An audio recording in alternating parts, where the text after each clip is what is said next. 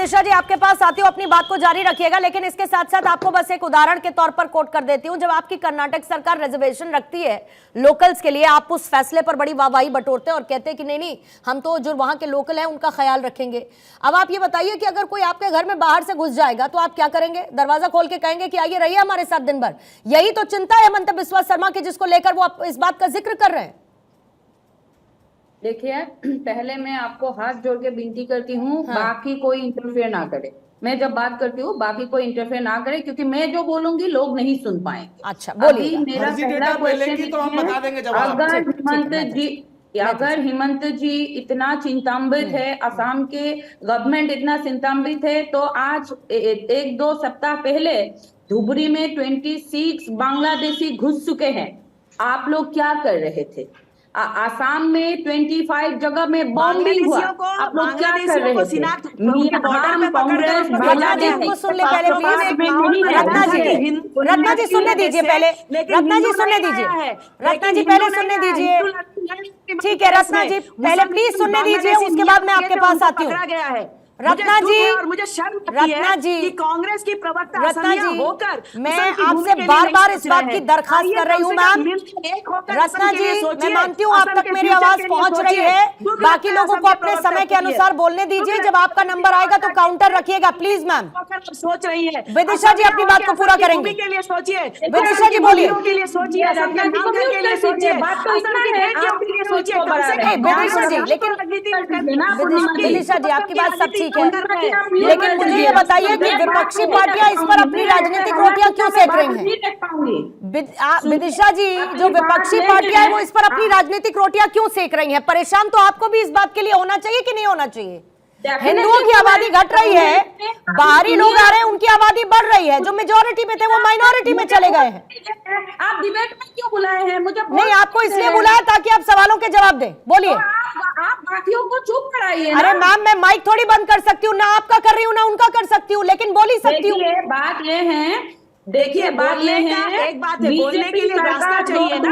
आपके पास आए थे, आज कांग्रेस ने सिस्टमैटिकली बांग्लादेशी मियां आएंगे, 17 मई को बांग्लादेशी के लिए उन्होंने बांग्लादेशियों को भर दिया और आज वही घाव पर आके नासूर मच गया है। आज सभी बांग्लादेशी आए विश्वास नहीं करते हैं और हमें आना भी नहीं देना है।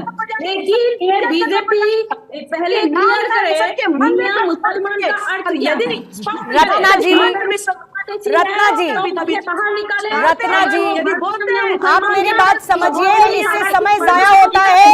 एक ही बात को 10 बार दोहराने में मुझे अच्छा नहीं लग रहा है। रत्ना जी मैं आपसे सीधे आपका नाम लेकर रेफर कर रही हूँ। विदिशा जी 1 सेकंड आप रुकिए।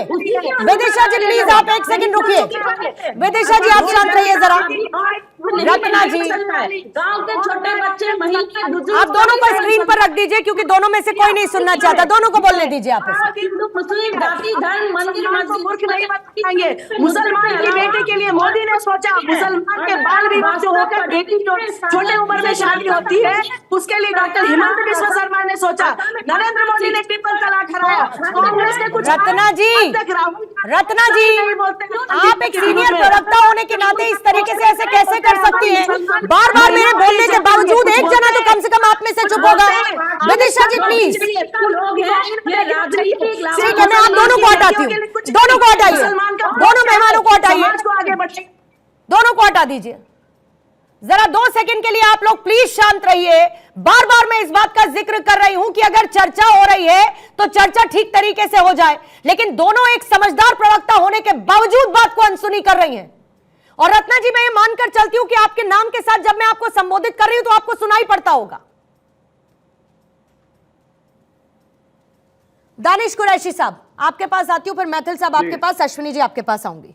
दानिश कुरैशी साहब ये बताइए कि अधिकारों को छीनने की जब बात होती है तो बाहरी को अधिकार छीनने का कैसे हेमंत बिस्वा शर्मा इजाजत देते हुए आगे बढ़ जाएं? आप लोग संविधान की बात करते हैं ठीक है, लेकिन लॉ एंड ऑर्डर सिचुएशन को भी मेंटेन करना तो मुख्यमंत्री का ही काम है ना।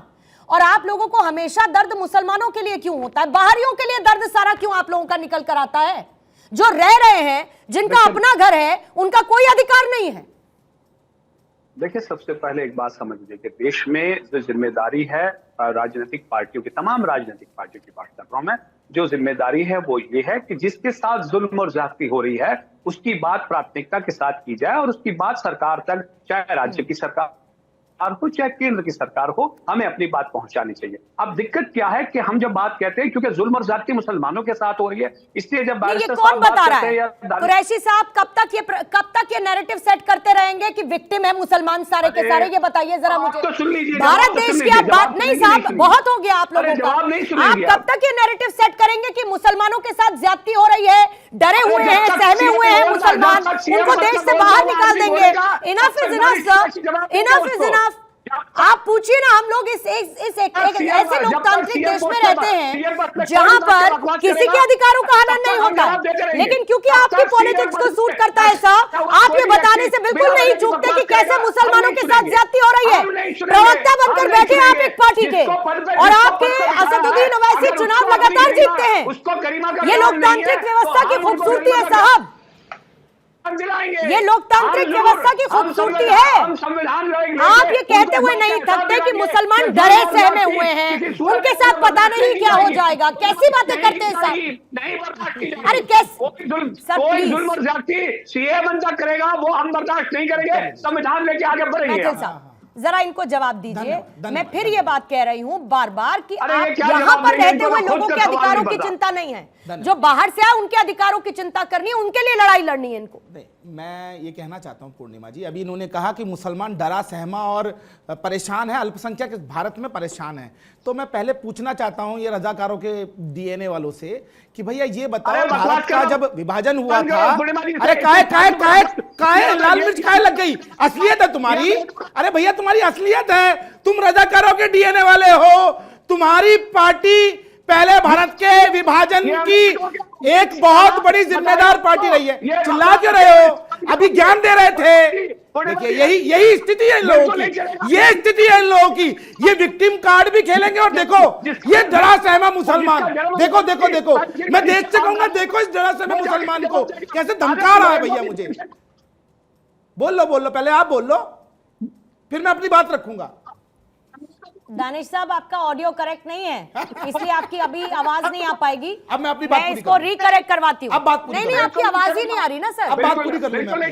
अच्छा रुकिए, सुन लेते हैं, 20 सेकंड सुन लेते हैं, आपकी आवाज आ गई है। डरा सहमा मुसलमान के बकवास करेगा तो बिल्कुल नहीं चलेगा, फिर जवाब मिलेगा तो तलवार निकाल लाओगे, अरे तलवार निकाल लाओगे, सर तन से जुदा कर दोगे।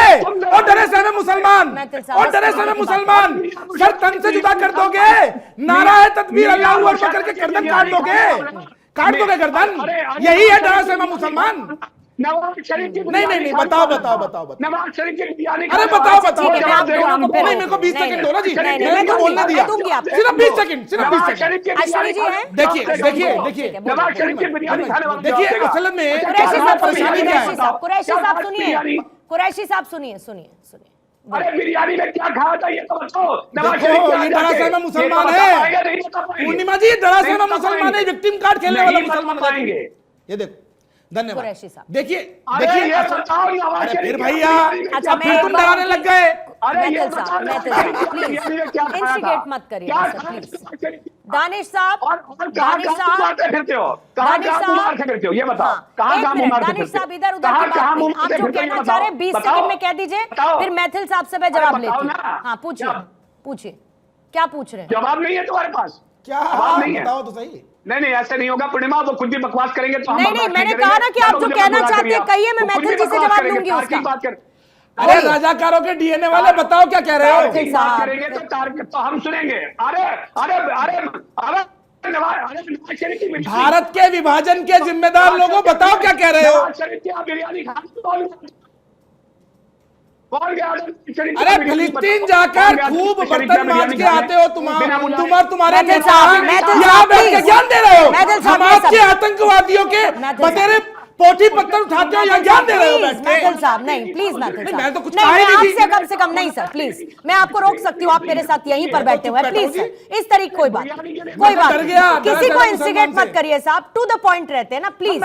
मैं टू द पॉइंट की बात कर रहा हूँ, मैं बोलने नहीं दे रहा मुझे डरा सहमा मुसलमान ये।